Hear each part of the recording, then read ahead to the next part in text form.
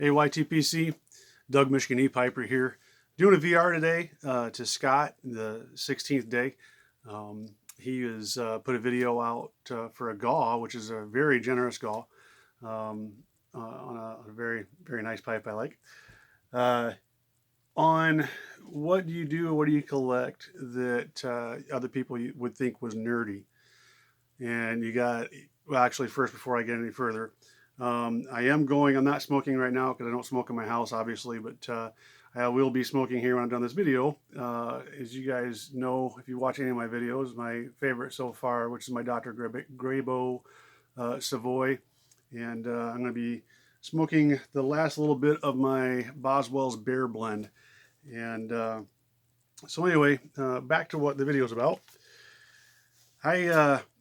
I got to thinking about it, and I was like, I got hobbies, but none of them are really nerdy. I don't play video games or anything, and one of my hobbies is riding a motorcycle, and I don't think that's really nerdy. And I'm a hunter, and that's, last I checked, not nerdy, at least not right now. And then I started thinking about it, and I'm like, yeah, I do that. Well, I do that too. Yeah, that could probably be nerdy. And the bottom line is, when I started putting them all together, it boils down to the fact that I like the old ways, and I don't live or die by the old ways by any means. Obviously I'm a YouTuber, and I like my technology and heating and air conditioning, all that jazz. But when it comes to things like, I love lanterns, storm lanterns, regular hanging lanterns.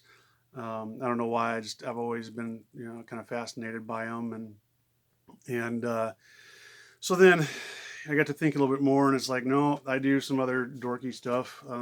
I every once in a while will make old-timey paper. And what I mean by make is, I basically take paper and make it look like old-timey paper.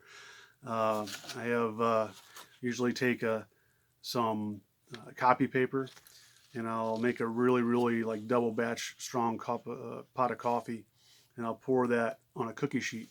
And I take the paper and I lay it, after I crumpled it up, lay it on the cookie sheet, get it all wet with the coffee, and then lay out to dry. And it makes this nice patina looking, crinkly paper. And the funny part was, I was getting ready for this video, and I'm like, I'll show them a piece of that paper on the video.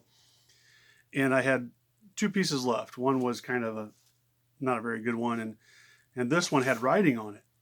I started looking at the writing, and someplace I wrote this, but it's kind of fitting. It says, "It's amazing how we look to hang on to nostalgic things."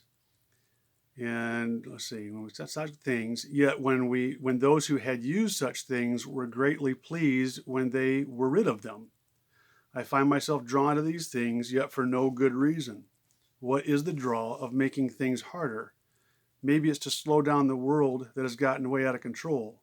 Or maybe it's to slow me down. And I thought that was kind of fitting, kind of cool, actually. I don't journal that much. I mean, I might journal once every couple months. Every once in a while, I'll put something in there they say it's good for you to do. I just always forget to do it. But that leads me into my next old-timey thing I like to do, which I don't know if you can see that on there or not, but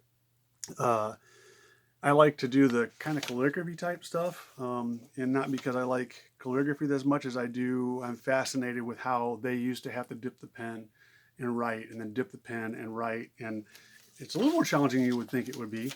And so I have my little, whatever they're called, dip pen, and my very modern inkwell, and I have a part of a deer antler from, I can't remember if I found this antler or shot this deer, but drilled a hole in it, so that sits on my desk, when it's not in use, and that sits right next to my candlestick and candlestick holder, and I don't use matches or lighters to light my candlestick. I have flint and steel and what they call a little spunk match, which is the way they used to light candles. And I do have, when I'm done with it, I make an envelope for the letter. I've written my wife love letters and made an envelope and sealed it up with the wax seal. Get that upside down. So, yeah, we'll just say that M stands for Michigan E-Piper. How about that? So, yeah, and then um, I just let's see, where am I at? Hides. I do hides as well. I suck at it. I'll be honest.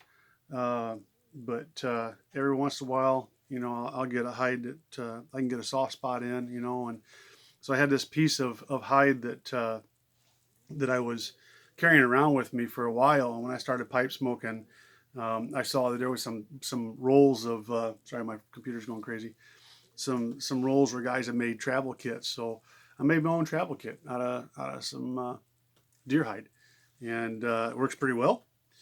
Um, Made this thing last month, but did some hand stitching and works for me. Works for who it's supposed to work for. So that's the important part, right?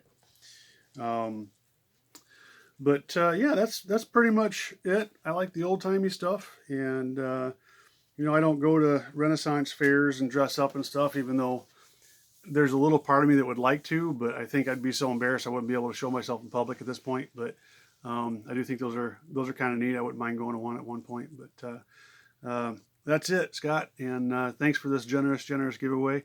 And look forward to seeing the other videos as well. So, guys, I hope you're all doing well. Until next time, you take care.